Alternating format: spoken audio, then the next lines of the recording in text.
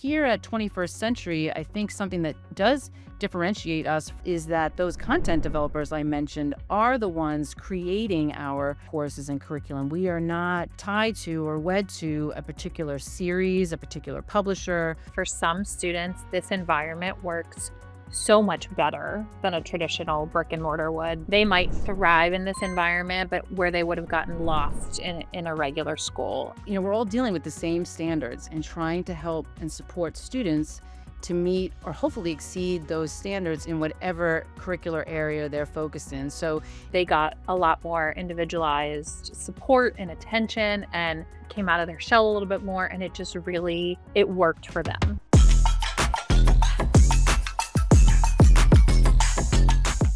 Welcome back, everybody, to the 21st Century Cyber Charter School podcast. Just to reintroduce myself, I'm Dr. Flannery. I'm the CEO here at 21 CCCS. During our first episode, we kind of talked about our school and cyber learning in general. We talked about students and some success stories, and hopefully we were able to answer some questions or dispel some misconceptions, if you will, about the cyber world.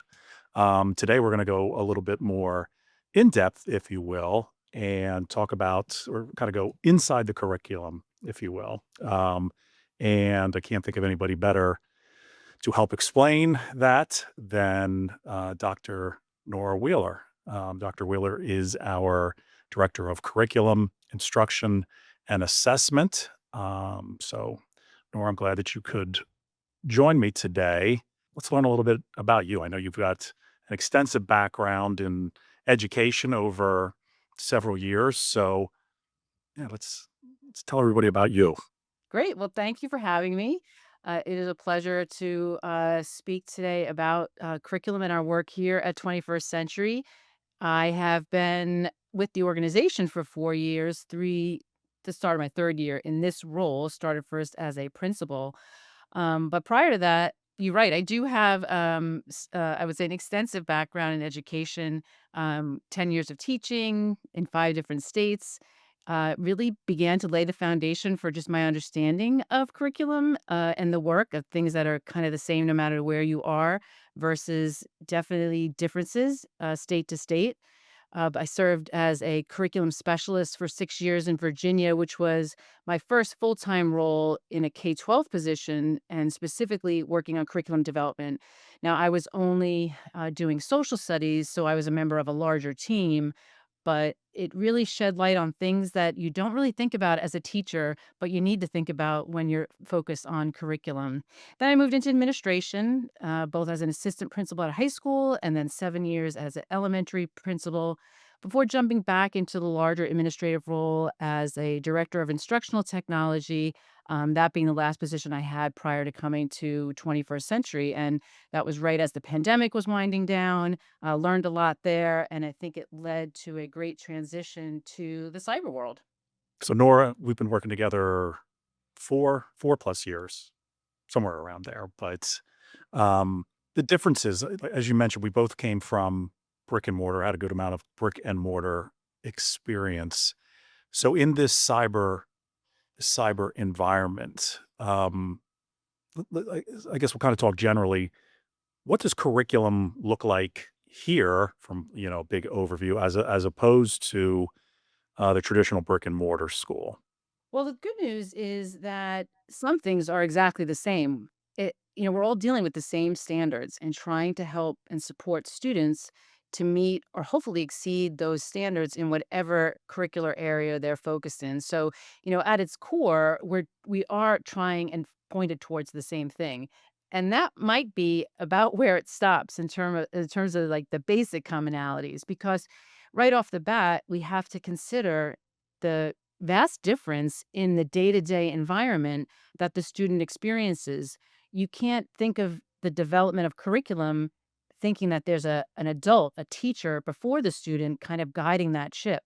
You do have to think about many things up front at the development phase.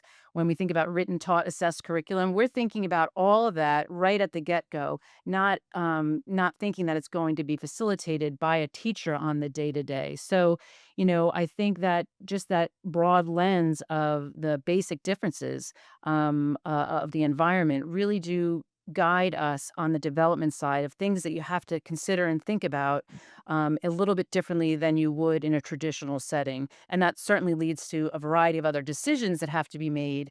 While we do have teachers, we have to make sure that everything is self-contained within the day-to-day work of the student in our learning management system, as opposed to the teacher standing in front of a classroom and facilitating the delivery of that curriculum, if that makes sense.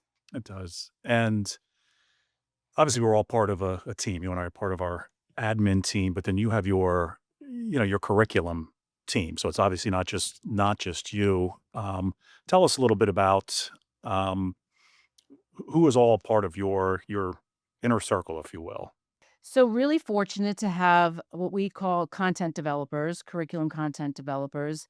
When I came into the role, had a position for each of the core areas available, although we had an opening in science, it did take us a little bit of time to fill. And we also had a developer in science and special ed. After getting coming into the role, working with you, working with the team, seeing where we had strengths, but also seeing where we had needs, we were able to expand the number of developers to also include an additional special education developer, as well as we were able to secure a science developer and then added on an electives developer.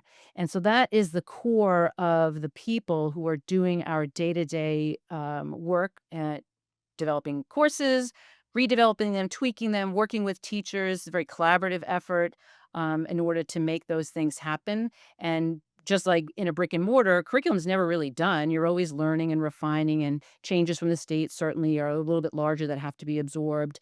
And then looking at test results, you may have to refine. And it's really those developers that lead that work in those core areas. And then a compliment to them because, again, we're not in a physical building. Our building is the learning management system, so a digital environment.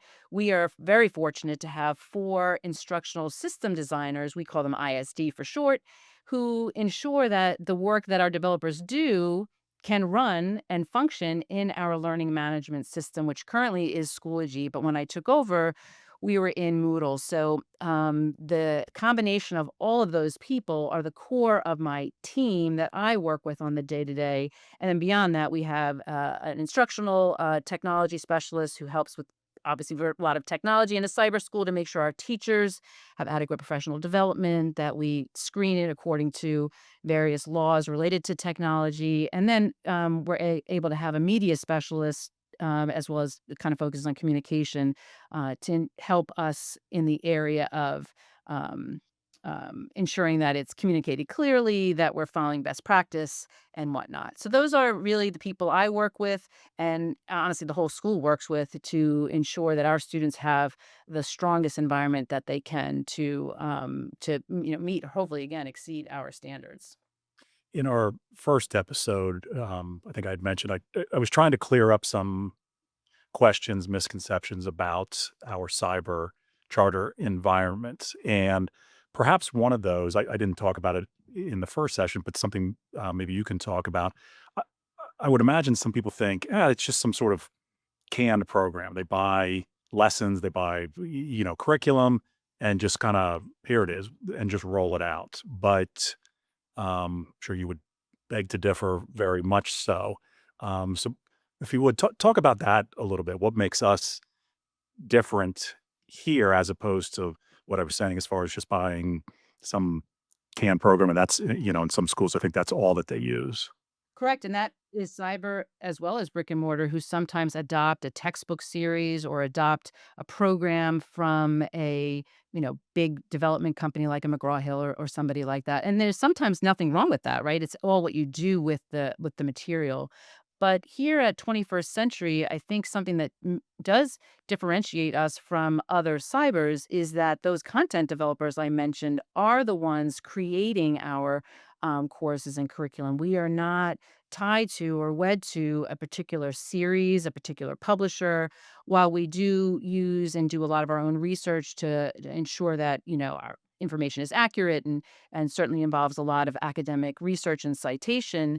The fact that we control and develop our own curriculum does set us apart. It allows us to tailor what we put forward in front of our students in the way that we want it. Not, oh, I like this portion of this curriculum that we bought, but I don't like this portion.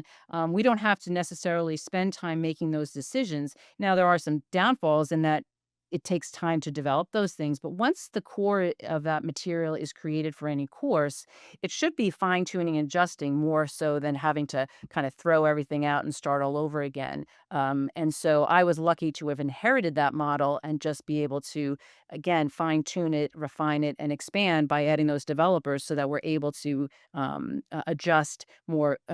Nimbly than we were able to do before, but that is a difference. It's a choice, and again, those can be successful choices. But we have found we like the ability to control more of what we put in front of the students, and doing that ourselves has made that possible. And you mentioned that curriculum really never ends. It's kind of an ongoing cycle. I mean, our world around us changes. So, therefore, curriculum needs to stay up to date and stay fresh. How do you, I guess, stay on top of things to say, hey, listen, these courses are good, but these particular courses may need to be refreshed. We need to look at these things. Either how do you do it or who do you rely on? Or how does that go for you to say, yeah, this is good. This is not so good, and let's get to work on this particular subject or area.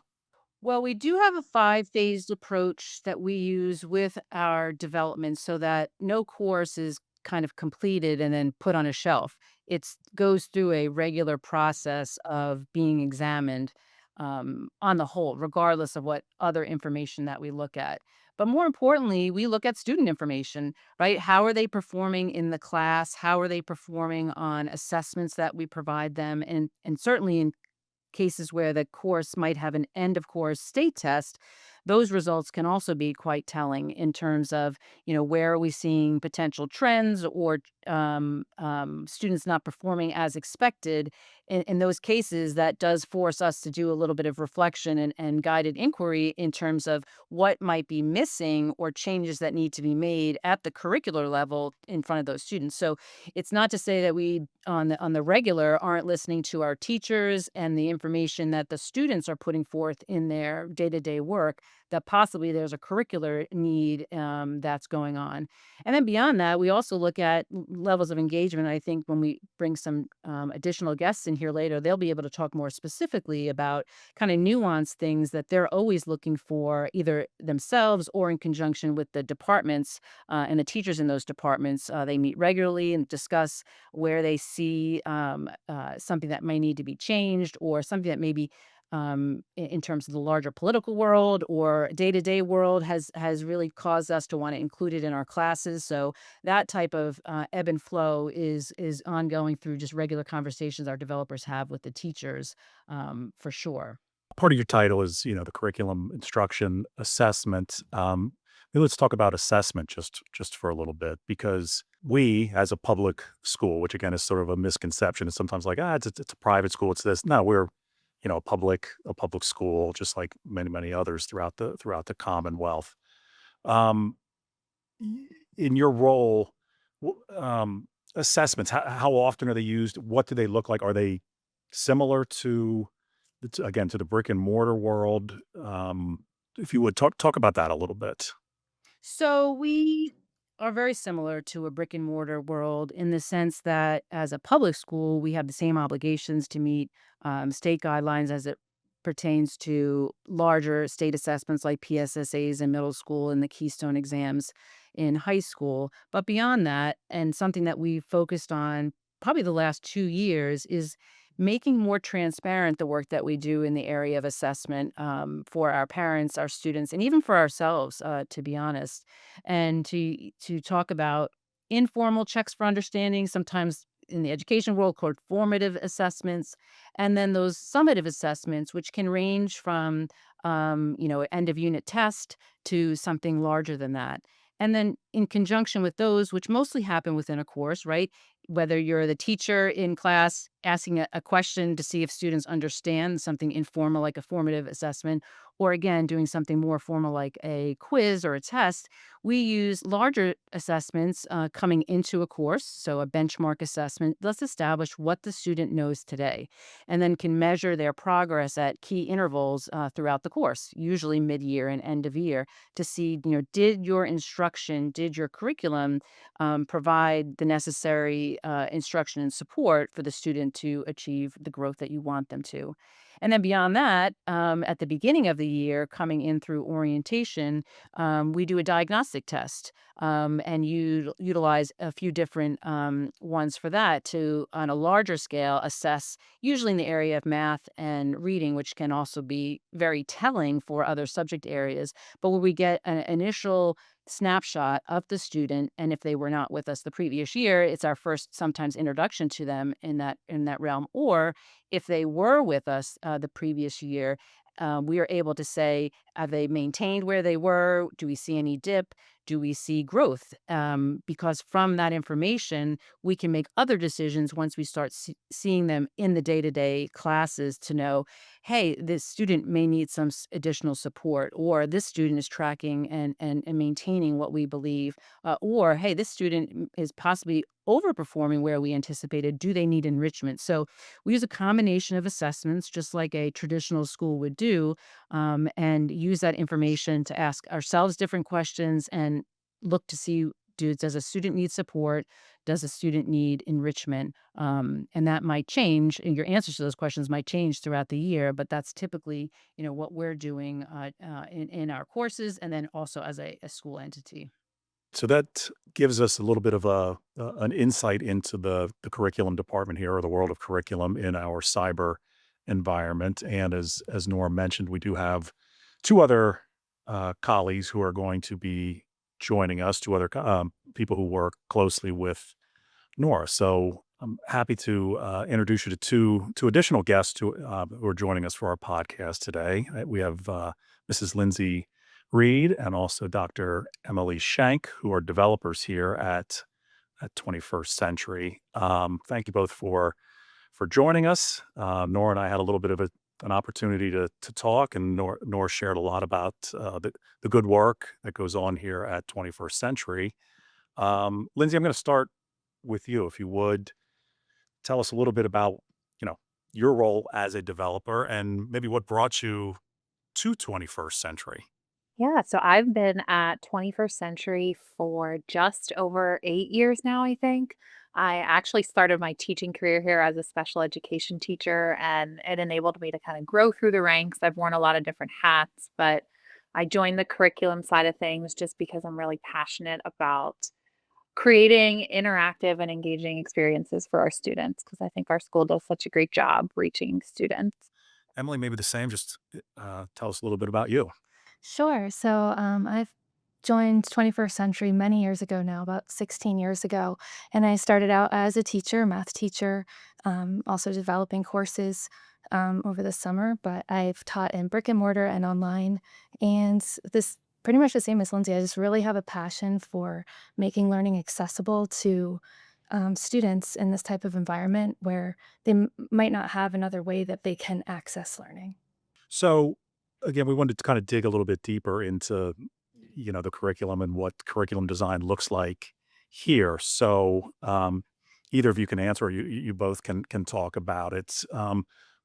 What goes into designing lessons, to designing the curriculum here in our cyber environment? So there's so many things that go into the design of a lesson. It's you're thinking about the content, the standards, what do students actually need to learn, but also the layout in an online environment. So we use a lot of, research-based practices like Gagne's 9 events of instruction of what should actually be in a lesson. For math, a really big part of it is prior knowledge. What skills do they need to have already known to be successful in the current lesson? So including hints for that or activating that knowledge right at the get go is a really big part. But overall, with all the considerations you think of technology, interactives, videos, content, and then the layout. For me, the biggest part of designing a lesson is really about the student. So, is what I'm putting in here actually going to help the student or is it going to distract them? And I think our main goal is to make sure that our final product, after we've thought through these different aspects, is will the student be able to learn what they need to learn to be successful on the assessments that follow, the future classes, and where they might go in their life. And I think building on what Emily said, the other big piece that goes into designing lessons online that may not be quite as big in a brick and mortar or traditional school is all of the different educational technology tools that we have to use to design the lessons and the curricula. So we start, like Emily said, with those standards, essential questions, the same things, but we really have to get creative with some of the tools that we use and incorporate into our lessons. In your opinion, and Nora, you can also jump in as well. What when you finish designing, what would you come away saying, "Man, that's a great lesson." Like, what about it would you say, "Man, that is a really I really put together a tremendous lesson," or, and walk away feeling like, "Oof, I'm not gonna beat that one." I think some things for me would be that there's multiple access points. So there's multiple entry points for students that may think differently. There's different ways that they can practice. There might be an interactive self-tracking practice or a guided example and a video that walks them step by step. So there's different ways that students can, learn the information based on what is easiest for them. I'm really big on interactivity and engagement. So if I'm walking away from a lesson and I'm really proud of it, there's probably some creative, interactive element that goes into it that's really going to hold the student's attention. In our environment, we don't have a teacher right in front of the student when they're going through these lessons asynchronously. So you have to do something to keep their attention. And in today's technology-based society, that's really hard when they're used to being on their devices on social media and swiping away after 10 seconds. So anything that you can do to get them interacting with the content, engaging with the content, that's when I know it's going to be a really good lesson. And I'll just throw in there too that the idea that in a classroom, you may have a variety of different students, whether it's their academic levels, their reading levels, their like of the subject. All of those things are baked into the thought processes of the developers. And I think when they walk away from a good lesson, like Emily was saying, it's not a one and done. It's not a one size fits all. You try to provide some of that variety within the lesson, which may sound easy to do, but when you're thinking about every lesson for an entire course, it can be really challenging. And I think our developers have developed a nice process of getting that from the start in their thought, in the framework that they use to develop the lesson. So it's not an afterthought, it's baked into the process of their work. And I think their final products do show that. What are some of the pitfalls, if you will, that try to avoid as you're, designing, developing, curriculum, developing lessons? I think simplicity is a really important part of it. So a pitfall would be the opposite of that, where we're including so many different interactives, videos, ways of approaching a problem that now the lesson's overwhelming and too much. So once we have all these ideas, sometimes we into an idea of thinking, okay, I want to include this really cool, Canva presentation or Genially Interactive. But then once it all lays out, it's too much, and you have to step back and think, kind of 13-year-olds sitting at home by themselves really get through this lesson and take it in. So making sure that final step with that simplicity is there for students, user friendliness, that is, I think, an important part. Emily kind of stole most of the same ones that I had. I think the only thing I'd add would just be being aware of how much text we're putting on a page. She kind of covered all the bases, but making sure that it's just not a big long scroll of text. I think that's a big pitfall for us too sometimes. And I was just going to add on to that the idea that a pitfall can be forgetting what came before or what comes after, and not just within the course, but a course that they may have taken prior to that prior knowledge. it can be a pitfall, not kind of within ourselves, but also we have students coming from all over the Commonwealth on a weekly basis that we can't take for granted that they came and learned the same precursor lessons or took the same course in advance. And a pitfall can be forgetting that. Again, think that we have some safeguards in our development to not lose sight of that.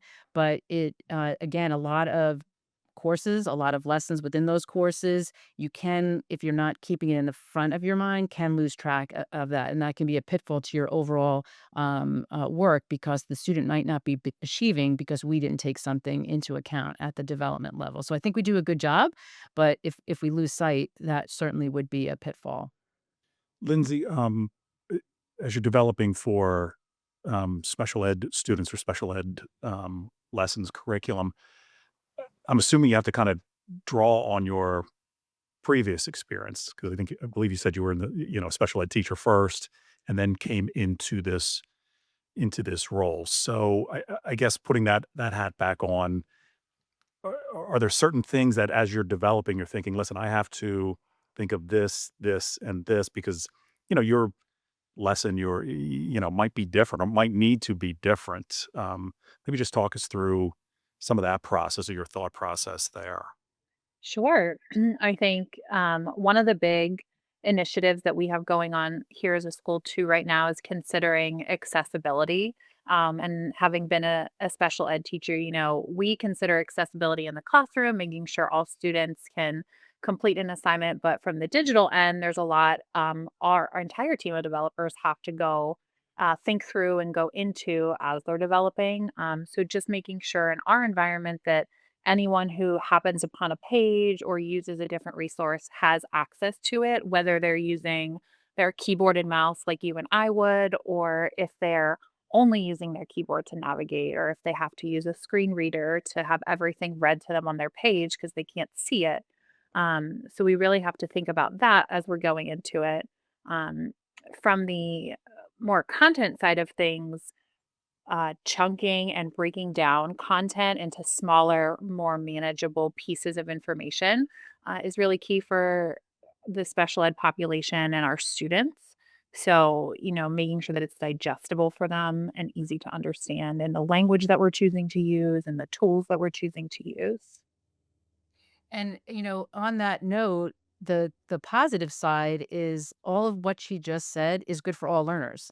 And so it's a great reminder that sometimes we focus our energy on students with identified a disability because they have specific things written into their IEPs. But when we really break it down, other people can benefit from that too. So doing that work across all courses, regardless of whether or not a special ed student might be in there or not, it can potentially benefit everybody. So I think, as Lindsay said, in our digital world, when we think about accessibility, we're thinking on a very broad scale, very different than you would in a traditional setting.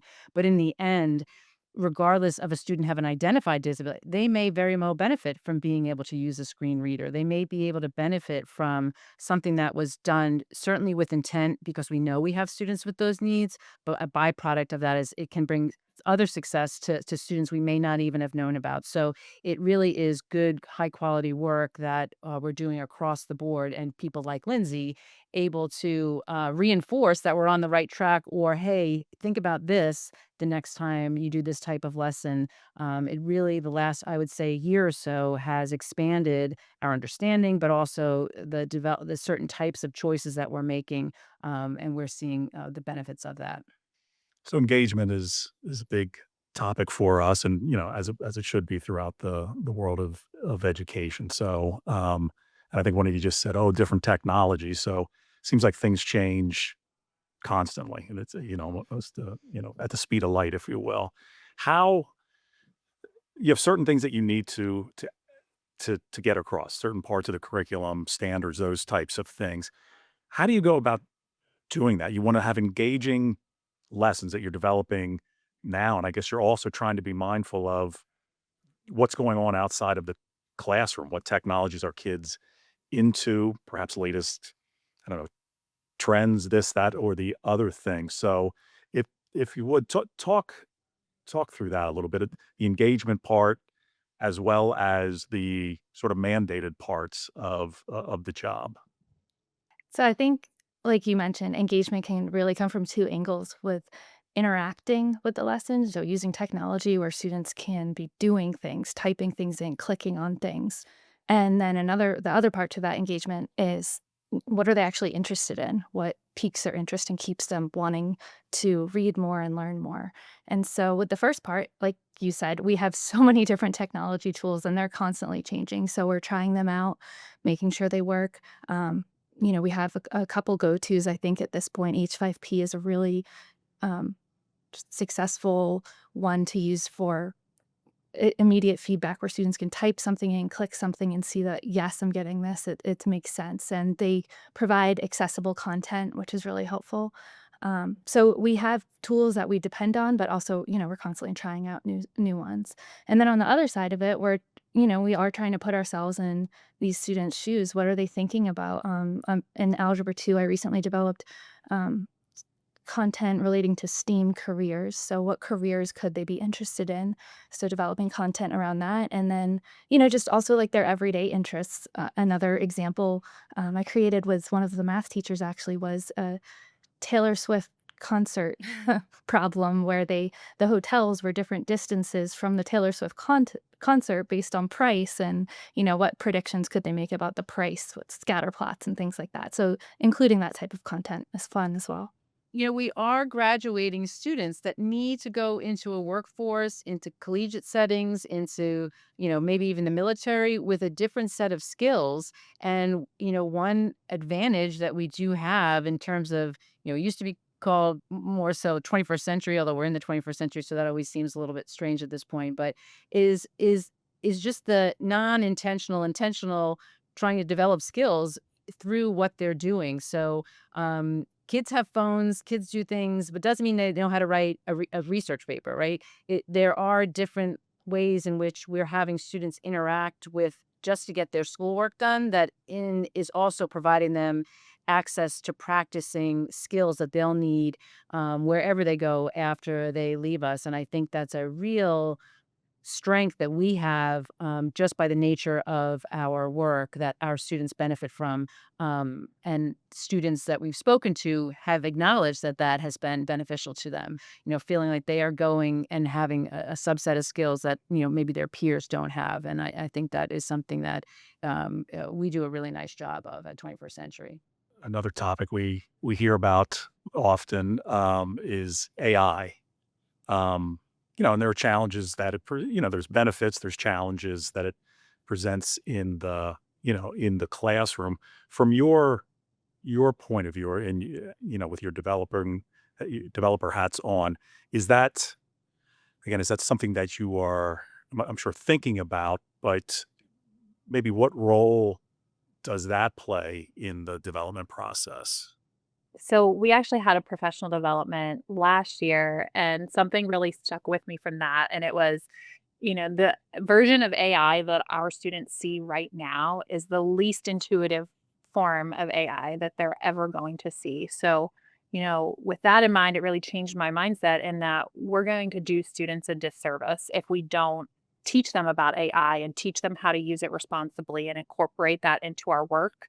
So the mindset that I've really taken with a lot of my development is to incorporate it into the assignments in a way that students are showing their knowledge with the help of the AI, and the AI is not doing the work for them, but it's still showing them that, hey, this is a great tool that can help you produce an even better outcome than if you were just working on this essay or assignment on your own. So I really encourage my teachers to utilize it. But it does change the way that you think about the different assessments that you're designing.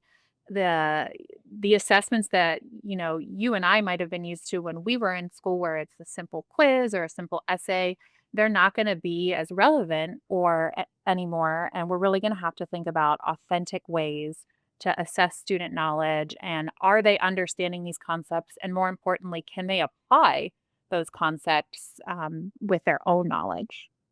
Just to build on that, I really think the process questions are becoming more and more important in math with, um, creating those step by steps where they're filling in steps or identifying an error in student work, um, that really shows that they're understanding the process of the problems and they not just finding an answer through, whatever means they might be finding it. But So obviously the curriculum, the lessons are designed for the students, for the teachers. What does that, I guess, relationship look like? You guys on the curriculum side, the developing side, with the teachers, discussions, feedback, anything. What does that look like, or how does that go?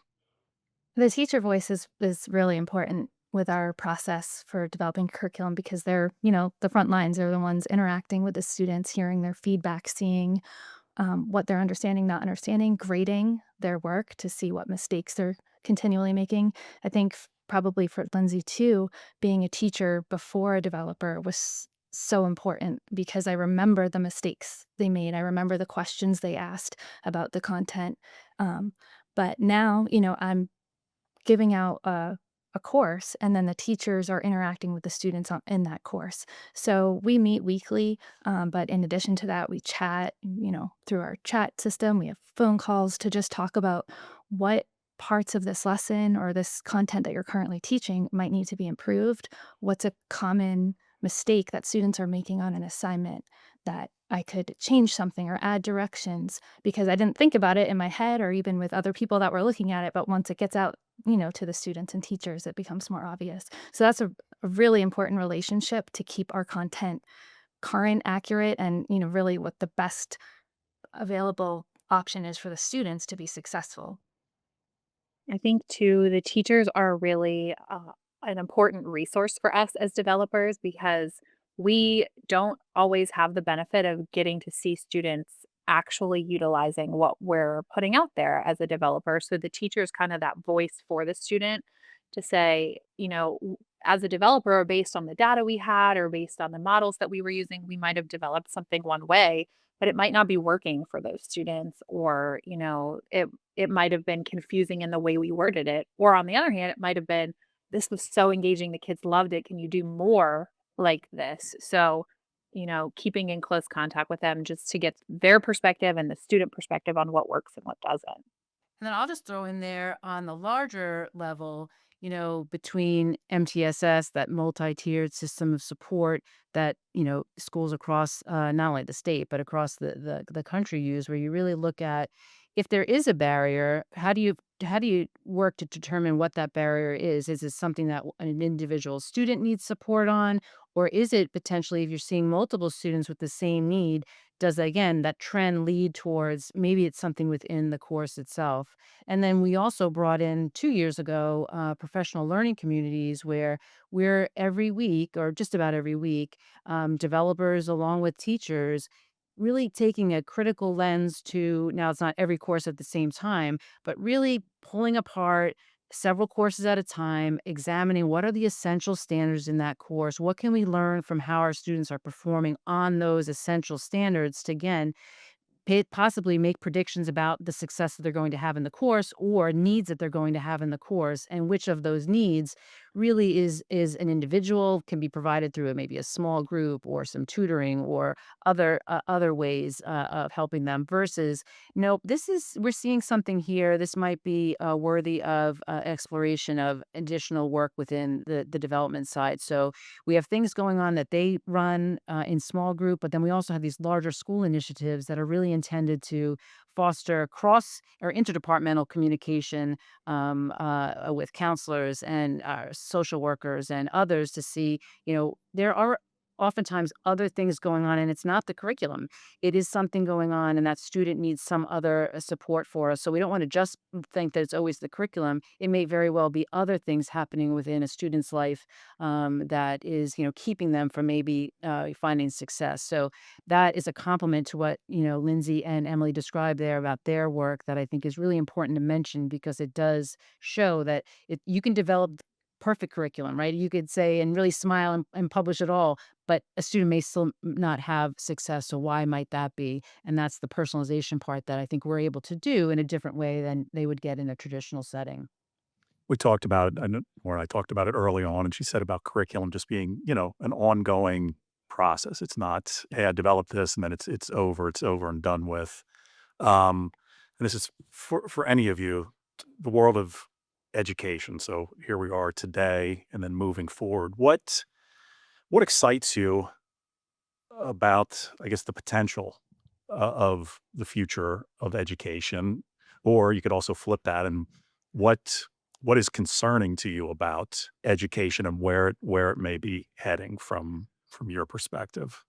I think the answer is the same for both. With what's exciting and what's maybe a little scary is, the AI, the generative AI and everything that it can already do, and like Lindsay said, this is just the beginning, it's only going to get better from here. So, we've already been capable of using things to create, an interactive mystery picture that can students answer problems, and if the answer is correct, it fills in a picture, and this can be created by AI, and, at this point, it's a lot of input and correction. I think I've only made 1 or 2 of those at this point, but it's a lot of errors, and it's not quite getting what we're doing, but in 5 years, 10 years, what is the capability of that for development going to be? What is that going to look like? And then how are students going to be able to use AI, to engage with the content and plan things out and things. So I think it's definitely we're at a changing point here, a turning point where things could really start to be so different over the years, and just keeping up with that, seeing what's going on. That's you know being staying abreast of like those changes and how it's being used and all the different things is really important. I think too, from the with the AI, it's really going to I'm hoping it's going to drive us to change the way we look at education. It's not gonna be good enough anymore to just say, "Do students know this information, these facts?" Because it's just like a repetition of with the calculator. We were never gonna have calculators in our pockets. We should avoid using them. Well, now we all do, and it's gonna be the same thing with AI. We're all gonna have that in our pocket. We can get the information at the drop of the hat. So I'm hopeful that education moving forward is going to develop the real world skills that students need, the critical thinking, the creativity too. I think that's going to be a big area for growth and something that we'll see a lot of students can exercise more creativity with the tools that they have. So that's what I'm hopeful for in education. Yeah, I've been around long enough to have heard students for many years say, when am I ever going to use this in life? And but as they both said, we are really at like kind of at the breaking point of they're really right, And so how do we shift our mindset about what learning today looks like? Because if you can find every nugget of information in literally a millisecond, it's helping them understand, how do you decipher that? How do you ensure that it's accurate? How do you ensure that it's plausible? How do you ensure that, the source is a good one? It's really going to take us as the adults to reconfigure our own thoughts about it so that we can we probably will never keep up with technology, but we can keep up with the thought process to help them in the world that they're going to enter one day. And that's really daunting for us because we don't know either. And but it's also exciting on the same foot that to be open to those possibilities. I can recall a long time ago when I worked in Virginia where state requirements changed. Everybody had to take at least one online course as a high school student to graduate. And that was really forward thinking, right? They saw that more colleges were having, the opportunity for online learning. So that's 10, 15 years ago. We're at a very different point now, but it's the same type of thing to like try to be ahead of the curve and allow for some changes to happen in the K-12 space so that, we're able to help our students prepare for their future. And the other thing I would say is I also think we're seeing a resurgence of discussions related to the trades because, we don't, there are many other ways to demonstrate learning and what do we need to ensure that we still have electricians and plumbers and people to frankly work on AI. It's a different subset of skills that maybe in the past we didn't have to think about, but more so we do. And what's our responsibility in the middle school, high school level to kind of have the offerings available to students so that they can choose the path for themselves again, whether it's right into the workforce, right into the military, or onto college. And that is, I think, something we're wrestling with. But I think, coming up with some good things for ourselves and hopefully putting ourselves on a path forward to meet those needs. I think many of us came through, as far as school, the traditional, brick and mortar route, but now we're all together in this cyber environment. What is something that you wish people knew or knew more of as far as this online learning environment? What's something you think perhaps they don't know that you wish that they did know? It doesn't have to be isolated. It's a very community-oriented organization that we have here, among teachers and then with students in virtual offices and, um, the ability to reach out to teachers whenever they have a question. I think sometimes, the online environment can get the stigma of being, you're alone, you have to learn everything yourself, and that's just not true. There's so many supports, um, and there's so much opportunity for reaching out and collaboration. For me, I think it would be just the realization that for some students, this environment works so much better than a traditional brick and mortar would. They might thrive in this environment, but where they would have gotten lost in a regular school. I think having been a special education teacher here, I really saw that. They got a lot more individualized support and attention, and they just came out of their shell a little bit more, and it just really it worked for them. So it's an option out there that can really help some students that need it. And it would be great if anyone that had their doubts about the positive role that cyber education has in the larger education space should just come to graduation.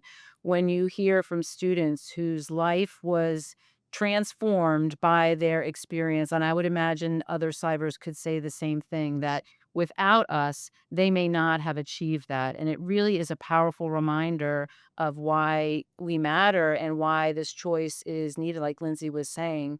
And the other thing that I think we have additionally in the last few years to combat or to speak up, which is why this podcast is great, and other things that I think our school is doing, is because some people who didn't have exposure but lived through COVID relate their experience with online education of their own child to what cyber is. And having been a building principal at that time at the elementary level, where we were a brick and mortar school that had to, shift overnight, it is an unfair characterization of what cyber is like.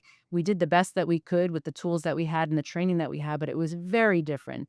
And you were asking teachers who had no themselves a lot of them didn't have the training that a cyber teacher would have to be successful in this environment. But yet it's kind of solidified an image that some had of it not, like Emily said, being isolating or not having the same opportunities. Whereas those who were in the space and had been the whole time were like, that's not cyber. So I think we've kind of, over the last few years, blended the two together at the political level as well as the conversational level with people that didn't have an exposure to a true full cyber experience. So I think we do have to do more clarifying of what we do versus what we don't do and try to dispel some of those myths because it is quite different. Maybe we're trying to do the same things, right? Meet standards and do well on exams, but how we do it in our sense is very different than maybe what they experienced themselves in that 1 or 2 year period across the Pennsylvania. Well, that is great. And like we had said earlier, we wanted to take a deeper dive. I'd said, the first episode was just about an overview and trying to talk about this cyber world a little bit, but I'm glad that the three of you could join our podcast today to take us deeper into those, kind of the inner workings, like the heart of it, if you will. So I appreciate you taking the time today. And I know you guys are busy, and again, the curriculum is ongoing and it is constant. So I'm thrilled that you could take a little bit of time to share your expertise, and it's pretty obvious also to share your passion and your pride in 21st century cyber charter schools. So I appreciate it so much, you guys joining me today, and to all of those watching the podcast. Again, thanks for coming back for our second episode. And if you are interested in learning more about 21st Century Cyber Charter School, I encourage you to reach out. You can find us at 21cccs.org. Again, 21cccs.org. Whether you are looking to enroll now, if you have questions, anything like that, just reach out, and there are definitely people who are willing to talk with you and answer any questions that you might have. So, thanks again so much for joining us, and we'll see you at our next episode. Thank you. Thank you. Thanks so much for having us.